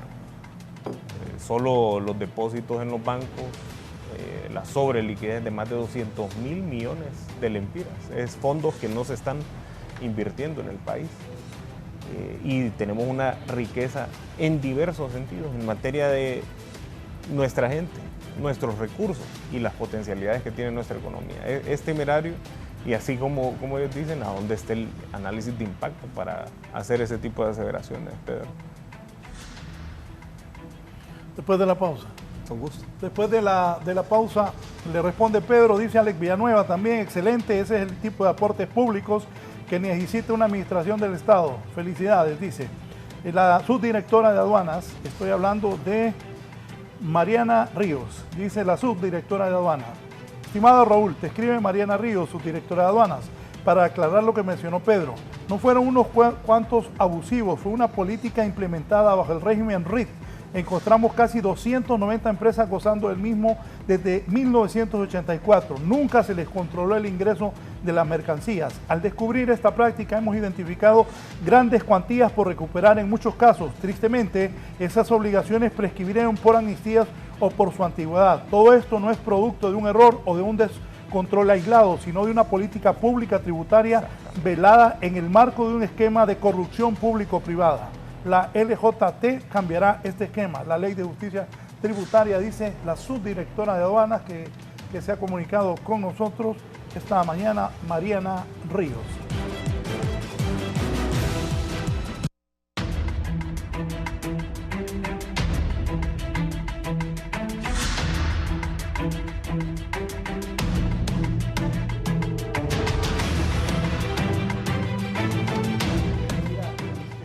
Bien, tiene la palabra Pedro luego de que habló el ministro Ochoa. Sí, mira, el punto es que las inversiones se tienen que dar en un contexto de las condiciones adecuadas. Y lamentablemente en nuestro país no hemos tenido nunca condiciones realmente adecuadas para la inversión. Y por eso es que la inversión ha sido baja, tanto la nacional como la extranjera. Entonces, si queremos que realmente esos capitales que están ahorita estacionados en los bancos, por así decirlo, con exceso de liquidez, si queremos que eso se empiece a convertir en inversión privada, nacional principalmente, lo que necesitamos es generar esas condiciones que históricamente nunca hemos tenido. Por ejemplo, es importante avanzar con los temas de tramitología. La simplificación administrativa es importantísima para poder generar esa dinámica y esa velocidad que necesitan los capitales para poder invertir. Y por el otro lado también necesitamos el diálogo y la mesa de trabajo entre el gobierno, los trabajadores y la empresa privada para que de ahí salgan mucho más ideas y que en conjunto estos tres sectores puedan entonces ir trabajando en función de qué es lo que necesitamos cambiar en el país para atraer capitales. Yo nuevamente insisto, el acuerdo con el fondo está bien, ya salieron de esa negociación que fue fuerte. Ahora, el tiempo y el esfuerzo que le dedicaron a la negociación con el fondo, a mi criterio, de ahora en adelante, tiene que ser en una mesa de trabajo entre los trabajadores, el gobierno y la empresa privada para ahora diseñar las políticas públicas que nos van a ayudar a generar las condiciones adecuadas para que los inversionistas nacionales y los extranjeros sientan esa confianza que hoy no se tiene para poder invertir en el país y generar las fuentes de empleo que tenemos. Si eso pasa, yo estoy seguro que mucha de esa liquidez, exceso de liquidez que tenemos en el sistema financiero nacional se va a convertir en capital de trabajo a través de créditos para muchas inversiones, pero es necesario generar la confianza. Y ahí es donde también, Raúl, te contesto para otro tema, que la gente que te está escribiendo, que está muy tranquilo esto, esos pleitos públicos, en debates, en las redes sociales, etcétera, eso también ahuyenta el capital. Por eso es que lo más lógico es dialogar de manera sensata y profesional, así como lo está haciendo Marlon ahorita, para poder realmente generar la confianza que se necesita. Y yo también acepto mi responsabilidad, porque han habido otros foros en donde nos hemos dado duro, por así decirlo, y realmente, Raúl, eso no es correcto. Eso no es correcto. Pero voy a hablar también. La gente me dijo, oíme, Raúl, ¿y a qué hora los vas a apoyar para que empiecen? No, es importante escucharlos. Sí. Y yo no, y yo te soy franco, Raúl, yo he reflexionado mucho sobre eso y yo creo que el país lo que menos necesita es pleito. El país lo que menos necesita es confrontación. El país lo que necesita son debates de alturas de ideas y que nos pongamos de acuerdo y que vayamos consensuando y trabajando las mejoras que se tienen que hacer. Mira, el país está en una condición tan mal, después de tantos años que se estuvo destruyendo el Estado de Derecho, con tanta corrupción y todo lo que ya sabemos, pero lo importante es empezar a trabajar a resolver todos los problemas que tenemos. Y eso, en un ambiente de pleito y en un ambiente de confrontación, no lo vamos a lograr. Entonces, necesitamos dialogar de manera madura, en donde cada quien exponga sus ideas y que sea un debate de ideas, no un debate de quién ofende más o quién grita más, que lo acepto. Yo he caído en ese error en el pasado, pero estoy trabajando para no volver a caer en eso. Sí, el ministro asesor en materia de comunicación en la línea también. Buenos días, don Milton, ministro. Buenos días, Raúl, a Marlon y a Pedro, y también buenos días a La Verdad, que creo que es el invitado estelar el día de hoy en Canal 11. En interior mini habita verita. Cuando se discute en función de la verdad, desaparecen las diatribas. Me alegra que Pedro hoy haya detenido esa permanente difamación en la que cayó y que haya reconocido que el ingreso paupérrimo que tiene el Estado es debido a esos perdones de corrupción fiscal. Honduras recauda 147.000 millones, de los cuales tiene que pagarle 64.000 millones a los banqueros. Un país como eso produce 2 pobres por hora. Entonces, cuando está como invitado hoy La Verdad, y asimismo le quitaron las escaleras de ascenso social, y lo ha reconocido Pedro hoy, con ese fetiche de que ha existido, que existía inversión extranjera, hoy ha reconocido que no ha existido una inversión extranjera transparente y que haya venido a colaborar en el desarrollo del país. Eso es interesante, Pedro, y sobre todo la confianza que ha devuelto la presidenta Xiomara Castro al sacar a Honduras de la central de riesgo mundial, de devolverle la credibilidad y el estatus de país. Eso es interesante. Y creo que por eso no hay diatriba el día de hoy, porque está instalada la verdad en Canal 11, porque las exoneraciones se volvieron en corrupción, como dice Pedro, como lo dice Marlon. Y esos pocos, y para ahuyentar a la inversión extranjera, 3 familias aquí, como los Larash, los CAF y los Nasser, han cobrado 21.000 millones de pesos en 2 años, y obviamente que hoy tienen obligado a hacer una alianza de narcopartidos que se va a hacer a las 10 de la mañana para hablar del comunismo, lo cual Pedro más que nadie sabe que ahí no hay una plataforma comunista que esté ahuyentando. Entonces hoy, como está La Verdad, y en eso creo que coincidimos, Pedro, nadie va a poder tapar el sol con un dedo. Aquí la gente necesita comer, se está muriendo de hambre y otros se están muriendo de colesterol o de hartarse cocaína porque se han robado el país. Entonces, me agrada que se reconozca que la presidenta Xiomara Castro ha llegado a un acuerdo de transparencia en la cual estuvo también Pedro Barquero con la Sisi y se le ha querido desinformar a la gente. Se estuvo 16 horas en la ONU esperando a reunirse con Guterres para armar un acuerdo y eso lo debemos reconocer públicamente y me agrada, Pedro, porque hoy está instalada la verdad. Ahora, esa matriz mediática de desinformar, cuando esa mujer sentó incluso a Pedro Barquero, a Cristian Duarte, a la ministra de Finanzas, a Marlon Ochoa, para poder hablar con el Fondo Monetario, pero como país, con dignidad, y que hayamos llegado a un acuerdo donde no nos hayan obligado a tener que privatizar las empresas públicas que las estamos rescatando, que está en el plan de gobierno de la presidenta Xiomara Castro. Otro elemento, las centrales obreras, al estar divorciadas, Pedro, en este momento, porque vendieron como esclavos a los seres humanos con la ley de trabajo temporal. Entonces, ese respeto a la dignidad laboral lo hizo la presidenta Xiomara Castro y eso genera a que recuperemos nuestro país, porque en algo que no creo que vamos a tener conflicto para entendernos con Pedro y con el público, es que la única opción que le quedaba de tanto saqueo era vender el país con las zonas de pesar. Y de ahí nos hemos levantado recuperando al ENE, han entrado, ahorita se van a generar 260 megas de inversión extranjera en generación de energía, más barata y energía limpia. Entonces, la ruptura de esos monopolios generan, y como ellos se esconden, porque las ratas, esos banqueros criminales se esconden, y mandan a los políticos a esas diatribas, a hacer deshonrosos papeles a los foros, a utilizarlos para desacreditar a los políticos que son los que representan al pueblo, Pedro. Aquí hubo una grosera legislación en los contratos de energía. Aquí hay gente que no sabe ni lavarse las manos, como Gladys Aurora, y tiene contratos de energía que le pagan. Y eso se paró con la presidenta Xiomara Castro.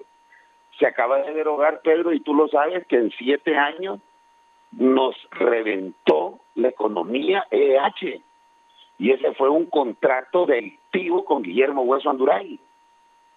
Entonces, como hoy está instalada la verdad, y la verdad es la que se volvió subversiva, yo quiero y públicamente agradecerle a Pedro, porque en otros foros o en otras instancias he visto que ha tenido algunas imprecisiones, y nadie puede desconocer que la presidenta Xiomara Castro, que José Manuel Zelaya Rosales, como conductor del Partido Libertad y Refundación, con ese quiebre que le hicieron con los 20 diputados, se tuvo la madurez política para darle gobernabilidad y recuperar un Estado de Derecho que garantice 2 cosas: que dejemos de exportar cocaína y seres humanos que quedó exportando este país con el manejo criminal de los privatizadores. Entonces, yo creo que, Pedro, interactuemos.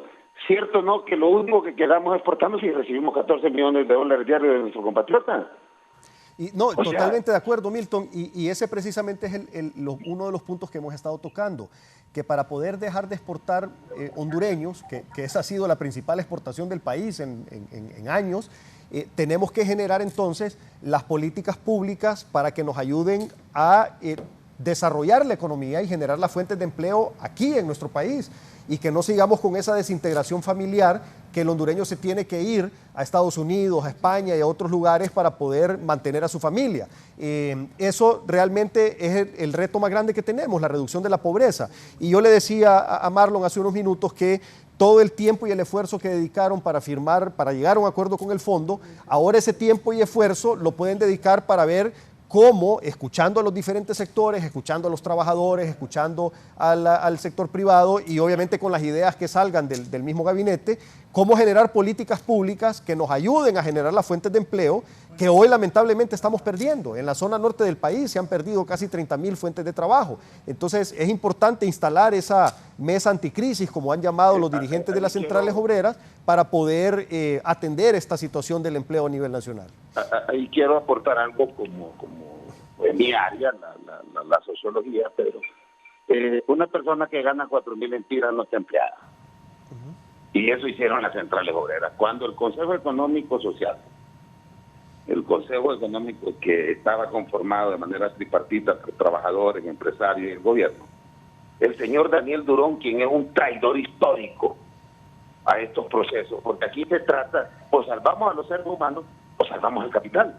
Aquí la presidenta Xiomara Castro agarró este país en una de las instancias más dramáticas, donde aquí incluso las personas se estaban suicidando de la desesperación.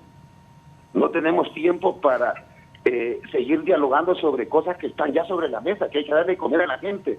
Hemos prestado 1.000 millones con Banavesa en el sector agroproductivo. Guanchía es uno de los mejores ejemplos. Estaba perdiendo su garantía prendaria de más de 900 millones por 20 millones de lempiras con un banco, y se lo salvó Banavesa.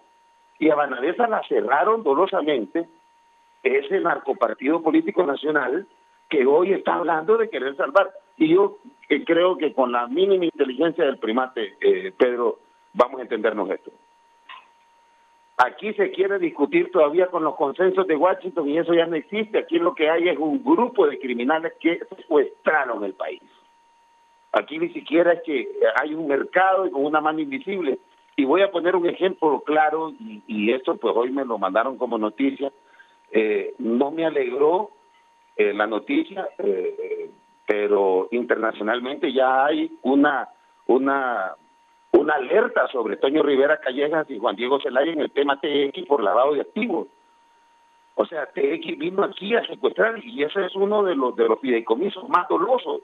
Y al haber quitado los fideicomisos, y creo que coincidís conmigo, Pedro, que se habían prestado a la corrupción, hoy le han generado al país volver a tener la aspiración de convertir este Estado en un generador de oportunidades elementales, básicas y primates, como el hecho de que no se mueran nuestros niños, donde hoy nos están boicoteando en no vender el oxígeno porque lo tiene una de esas 4 familias que mencionó Marlon, el señor Chucri Cafi, porque aquí cuando más siga apareciendo la verdad, se va a unificar la familia hondureña. Yo estoy de acuerdo con vos que tenemos que unificarnos como hondureños y hondureñas.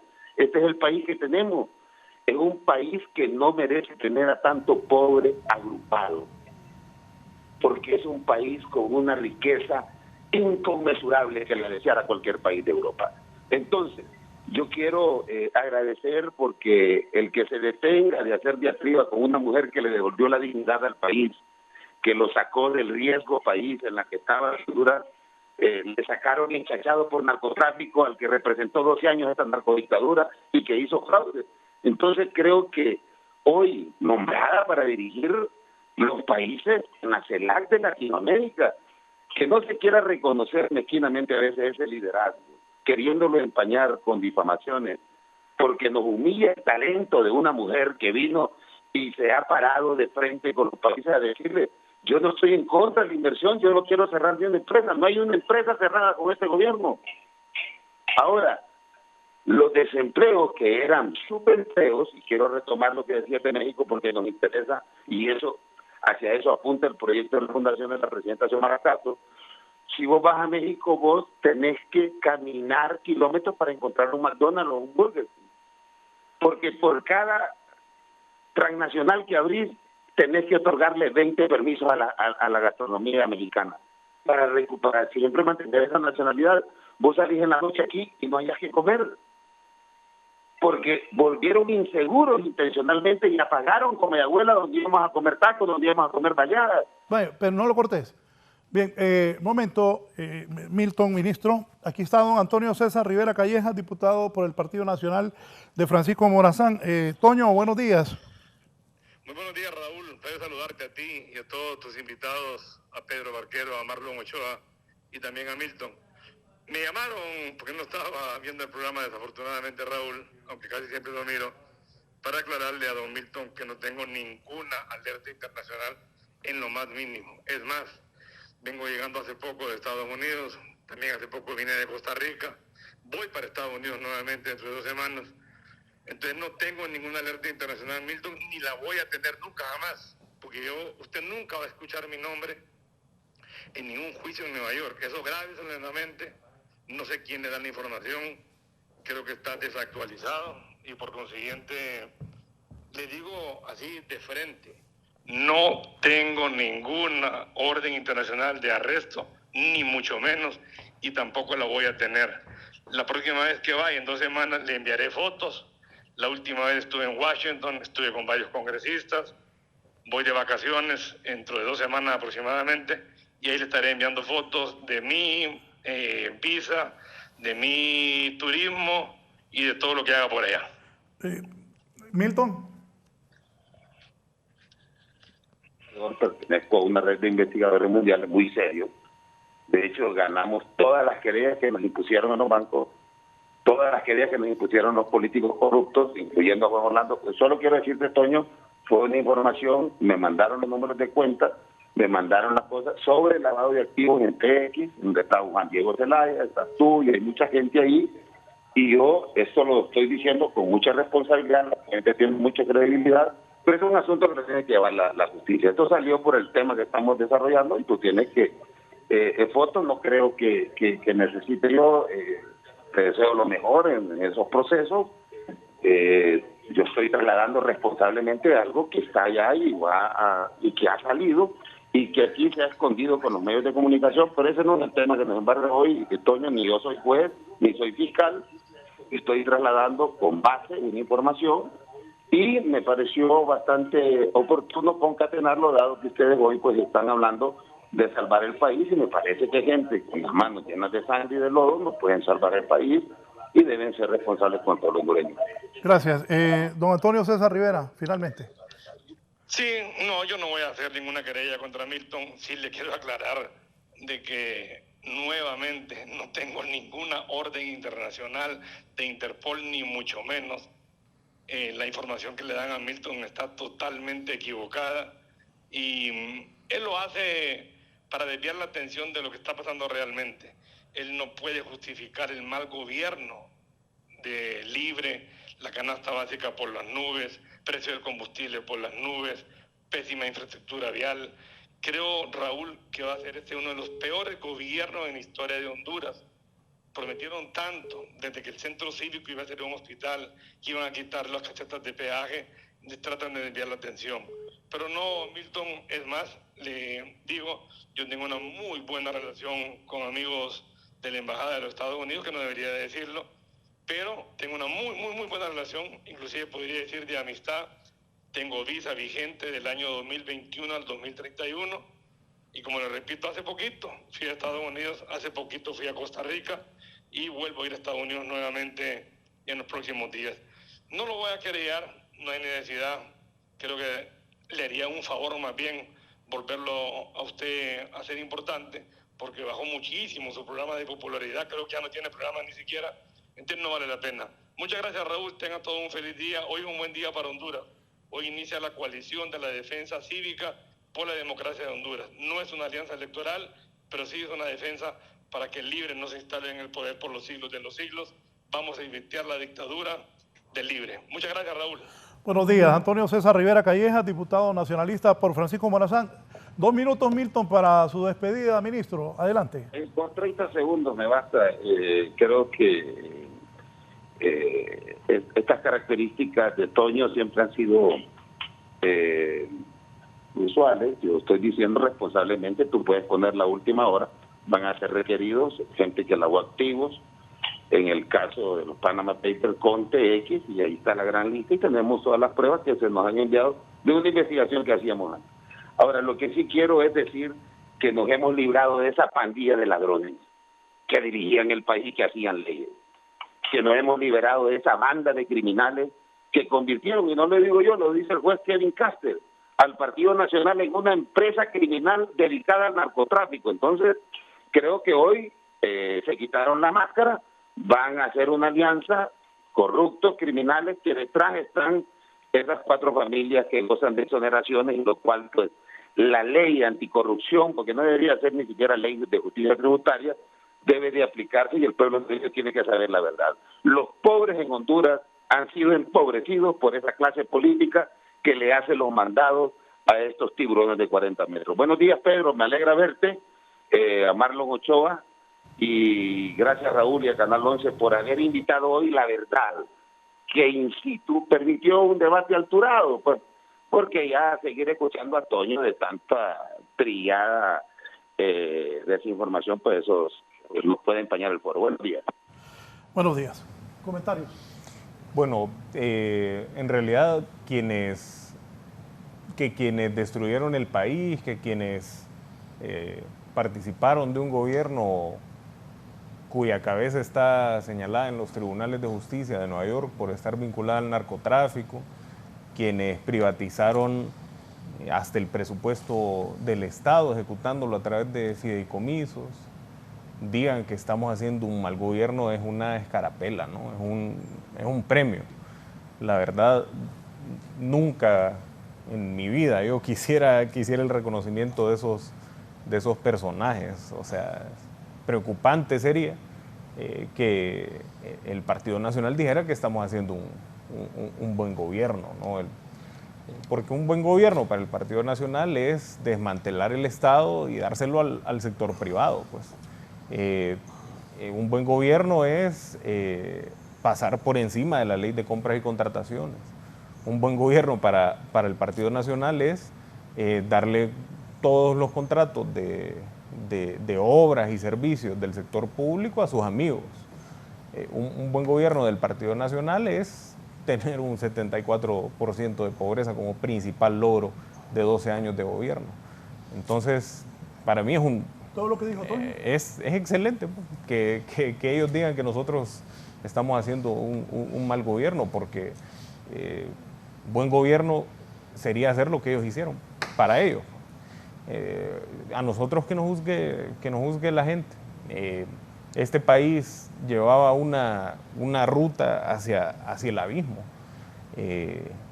Incluso yo creo que si seguíamos en esa ruta, podíamos desaparecer incluso como país, en el sentido de ser absorbidos por otros países dentro de ciertas décadas. Honduras, si seguía la trayectoria que tuvo los 12 años y 7 meses desde el golpe de Estado hasta que asumimos, desde el golpe de Estado hasta que la presidenta Xiomara Castro asumió la presidencia, si seguía esa ruta, era una ruta hacia profundizar la pobreza, hacia profundizar la desigualdad, hacia entregar nuestros recursos naturales a cambio de nada, hacia regalar el país a pedazos. De hecho, la CEDES es el inicio de un proceso de radicalización del neoliberalismo, ¿verdad? Pero es esa misma ruta que el país inició incluso desde finales de los 70s.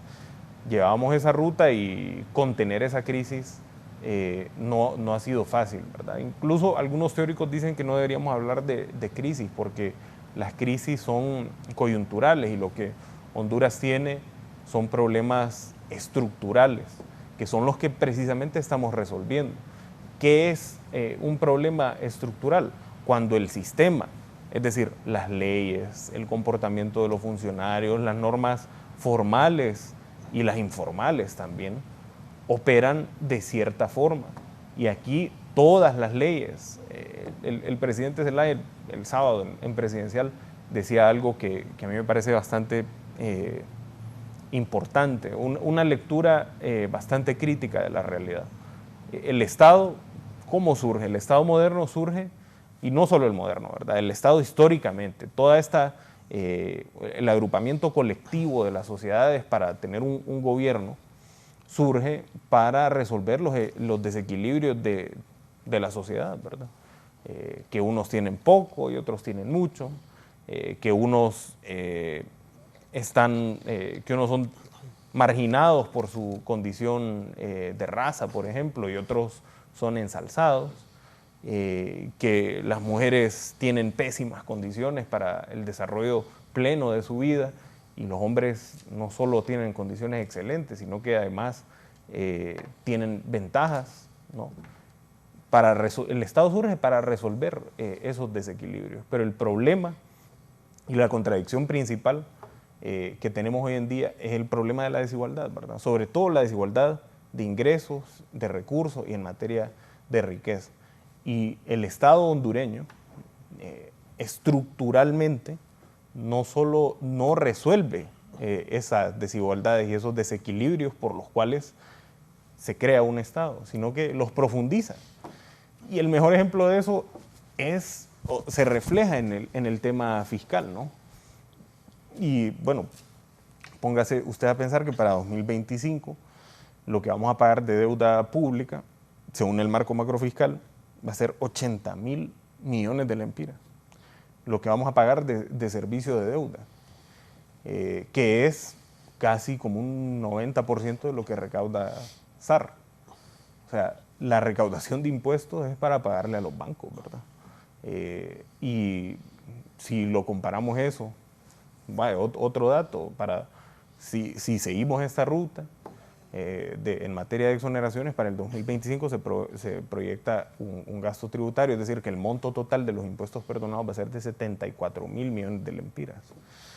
74.000, 80.000, y compárelo con cuánto se invierte en la red solidaria. 2.000 millones de lempiras, 3.000 millones de lempiras, en carreteras 6.000 millones de lempiras. Es decir, fiscalmente el Estado hondureño está diseñado para que un pequeño grupo de familias se beneficien del presupuesto público, y lo que hemos hecho es cambiar ese comportamiento precisamente, y eso es lo que le ha dolido a muchos. Y yo sinceramente pienso que por muchas razones, es el mejor gobierno que ha habido desde 1982. Pedro. Yo pienso que la discusión que tenemos que tener a nivel nacional ahora es cómo hacer para generar las fuentes de empleo que se necesitan. Y ahorita tenemos la enorme oportunidad de esa gran cantidad de capitales que se están moviendo de Asia, de China y de otros países hacia este lado del mundo. Entonces la pregunta es, Marlon, ¿cómo hacemos para atraer esos capitales? ¿Cómo hacemos para estimular también a los capitales nacionales para que se animen, que inviertan, que tomen confianza en el país y que nos ayuden a generar las fuentes de empleo que se necesitan? Y yo creo que eso es de ahora en adelante uno de los temas, a mi criterio, más importantes que debe haber en el debate nacional, en el debate público y en el debate privado. Y yo insisto de la utilidad que yo miro en esa mesa de trabajo entre el sector público, el sector privado y los trabajadores. Yo creo que les serviría de mucho para poder hacerlo. A mí me gustaría animarte para que no sé si tú o alguien más del gabinete puede agarrar el liderazgo de esa mesa y que entre todos hagan un plan de cómo atraer capitales nacionales y capitales extranjeros para la generación de empleo. Pero te puedo hacer una pregunta, porque vos decís que deberíamos ver qué hacemos para atraer esos capitales. Por la ruta, es decir, vos proponés básicamente que deberíamos mantener el esquema de atracción de inversiones a través de exoneraciones. ¿Con eso estás de acuerdo vos? Yo lo que propongo es, a ver, la diferencia conceptual entre vos y yo está en la definición de la solución, porque ambos coincidimos con el diagnóstico de esto. Entonces yo solo te quiero hacer una pregunta. Sí, solo para aclarar. ¿Qué más se puede dar en materia de exoneración? Es que ¿sabes qué es lo que pasa? Es que no es materia de exoneración únicamente. Vos administrabas Soli. Bueno, sí. Eso es lo que nosotros decimos. No es únicamente. Que no solo es un tema de exoneración. Exacto. Pero hay que trabajar en las otras cosas. Y Soli Ese perdona. Es el punto. Soli perdona. Impuestos sobre la renta. Sí. Ganancias de capital. Sí. Aportación solidaria. Impuestos a los combustibles. Sí, pero alrededor de eso... No, pero déjame terminar. Sí, impuestos sobre la son todos los impuestos, todos, absolutamente todos. Exacto. Pero el punto... Entonces, ¿qué más? Lo que yo digo es que tu tesis de que atraer inversiones, de que se tienen que atraer inversiones otorgando privilegios fiscales, ya se probó que es fallida. Y es lo que hizo el gobierno anterior. Te voy a decir una cuestión. Dio absolutamente exoneraciones en absolutamente todos los impuestos.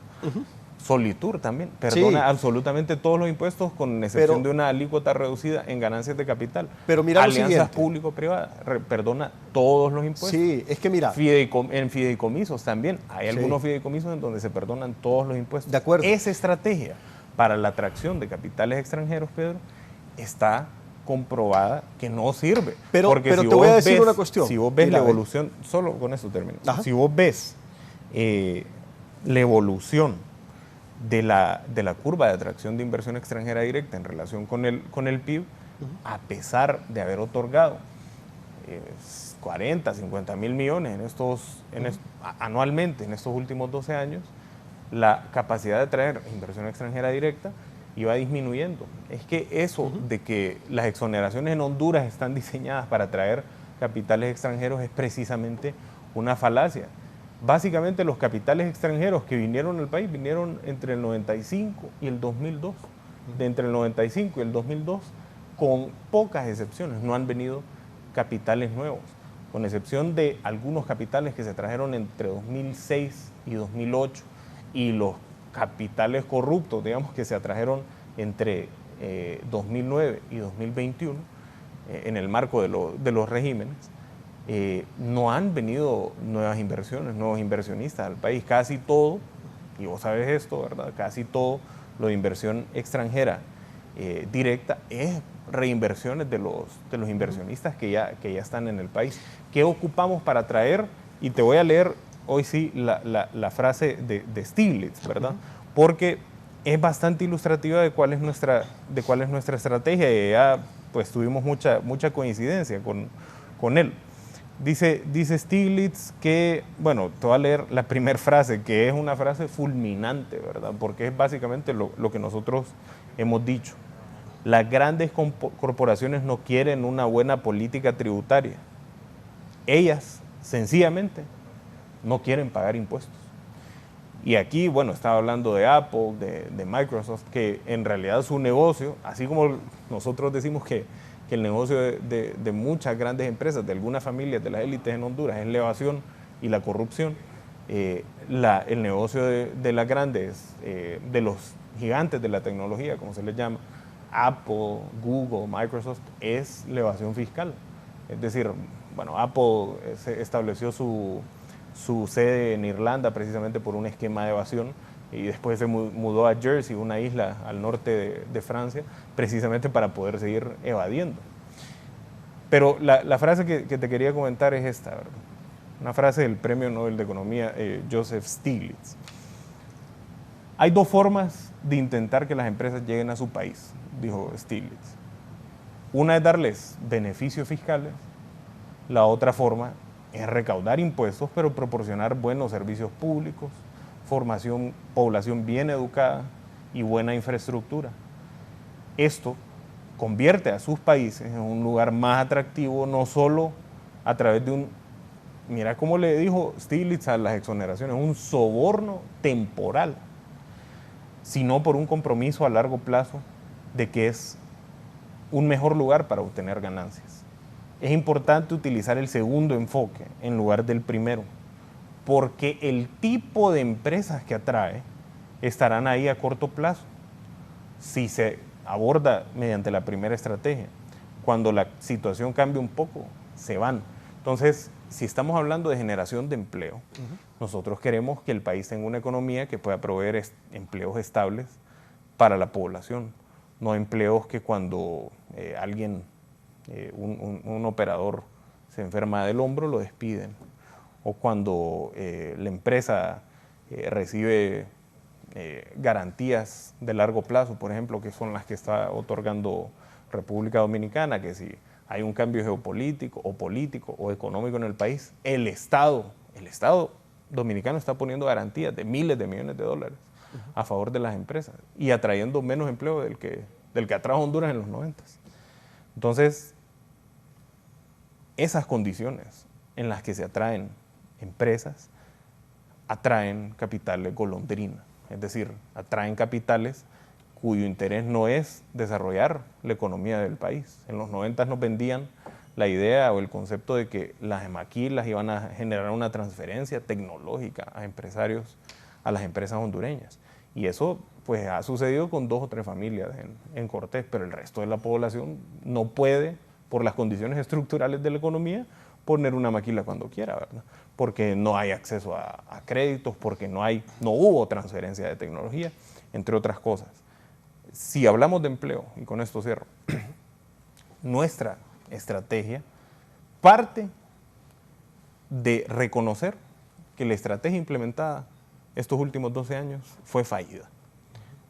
Sencillamente porque la tasa de desempleo abierta subió de 3.1% a 8.9%, que es con lo que nos entregaron. Y la informalidad se duplicó. Sencillamente partimos de que la estrategia implementada estos últimos 12 años es fallida. La mejor carta de presentación de esta estrategia es un 75%, 74% de pobreza, 70% de informalidad. Entonces, ¿qué es lo que propone el gobierno? Bueno, seguir la estrategia de los países que han logrado resolver el problema de empleo de forma dramática.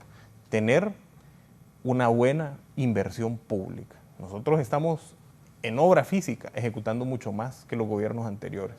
La ejecución es menor porque hay menos corrupción, sencillamente. Contratos que en los gobiernos anteriores se ejecutaban por 2.000 millones, y aquí estoy hablando de un contrato en particular, en este gobierno se cancelaron y se están ejecutando por menos de 30. ¿Contrato carretera?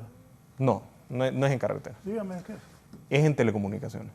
Entonces, sencillamente, porque no se está ejecutando de manera corrupta. El dinero está llegando a la gente, se está haciendo inversión. En segundo lugar, márquenme eso del contrato en telecomunicaciones. Recuperar el campo. Como dije al inicio, históricamente en Honduras la mayor parte de la gente ha estado empleada en el campo. Más de 700,000 personas depende del campo para sobrevivir. Nosotros estamos implementando una estrategia agresiva para recuperar el campo hondureño. Invertir además en la gente. Aquí se cree que las únicas inversiones que tienen sentido son las de cemento, pero nosotros ocupamos hacer una fuerte inversión en la gente, en su salud, en su educación, en su formación. Tenemos más de cerca de la mitad de la población hondureña en extrema pobreza, en inanición. ¿Cómo vamos a desarrollar el país en esas condiciones? Ocupamos invertir en su gente para que pueda luego emplearse. O sea, aquí estamos hablando de 5 millones de personas que diariamente se debaten qué van a comer, cómo vamos a emplear esa gente, cómo esa gente va a poder salir a buscar empleo o a formar su propia empresa.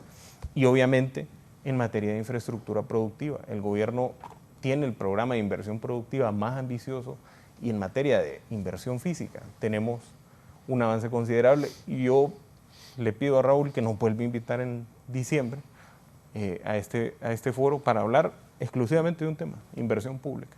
Gracias. Don Pedro, nos vamos. Sí, Gracias, Pedro. mira, lastimosamente ya terminé el programa, pero a mí lo que me gustaría es nada más motivar a Marlon y a los demás excompañeros del gabinete para que se conforme algún tipo de diálogo, una mesa de trabajo, una mesa anticrisis, una mesa del empleo, como lo quieran llamar, en donde ellos tengan la oportunidad de escuchar a los trabajadores, al sector privado, para poder en conjunto diseñar políticas públicas que nos ayuden a acelerar ese paso de lo que todos queremos: reducir los niveles de pobreza, atraer inversión nacional y extranjera y generar fuentes de empleo. Esa yo creo que sería la conclusión de mi parte. Muchas gracias, Raúl. La parte política. Hoy hay una reunión, Partido Salvador de Honduras convocó a Partido Nacional y Partido Liberal. ¿Qué esperan? Bueno, yo creo que si me preguntas a mí, yo lo que espero es que podamos hacer un bloque de trabajo y en equipo para poder sugerir ideas de cosas que se tienen que implementar por parte del gobierno de la República para mejorar. Yo pienso que ahora, debemos de proponer pregunta, ideas. Solo una pregunta, porque tú eres bien amplio. ¿Cuál fortalecimiento a la democracia? No entiendo. Si Xiomara Castro ganó con 1.700.000 votos, que vos participaste en la campaña. La votación más grande de la historia política de este país. Eso es democracia, ¿no?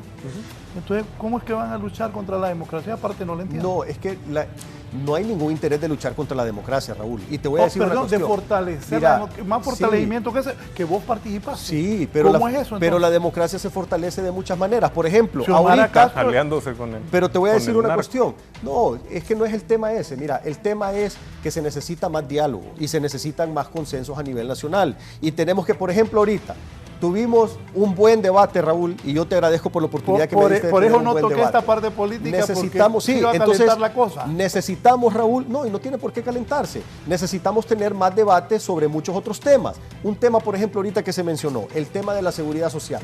Ese es un tema importantísimo. Pero eso que de se le la debe al pueblo democracia, hondureño. porque ya nos vamos. Sí. Estamos claros que Raúl, la votación te lo voy a más grande poner, de la historia en la sí, política de Honduras, sí. que vos participaste en Libre, Claro, pero te lo voy a poner solo esta cosa. así de claro. Partidos Salvador de Honduras, una cosa. Sí. Saquen al Libre en las urnas, o vuelve a ganar Libre, o lo sacan por votos. Eso es la democracia. Así ¿Cómo es, llegó Libre? así es. Con votos. Esa es la democracia que hasta el momento Raúl, está te voy a contestar de manera contundente. No es intentar hacer un golpe de Estado. Jamás. Eso no es posible ni lo queremos. No es boicotear al gobierno. Eso tampoco es lo que queremos.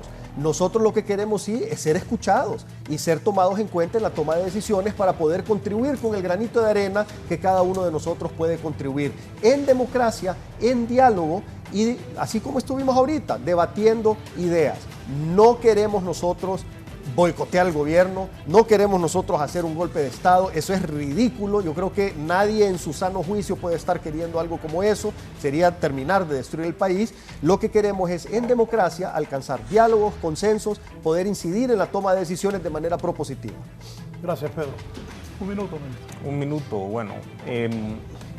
Yo diría que lo que percibo de esta discusión que tuvimos hoy es que a un bloque conservador en Honduras el acuerdo con el fondo lo ha dejado sin argumentos, ¿no? Aquí hay que agradecer con transparencia, así como lo hizo Milton, que Pedro reconozca que es un logro haber firmado el acuerdo con el fondo, que reconoce la importancia y el acierto del programa económico del gobierno de la presidenta Xiomara Castro, que Pedro reconoce que es un logro haber bajado el riesgo país que Pedro reconozca que en Honduras el gobierno de la presidenta Xiomara Castro ha emprendido un debate frontal en contra de la corrupción.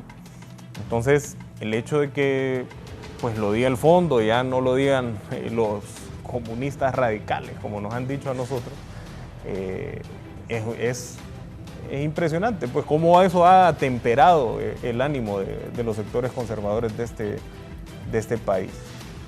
Y creo que eso evidencia o refuerza que vamos por buen camino.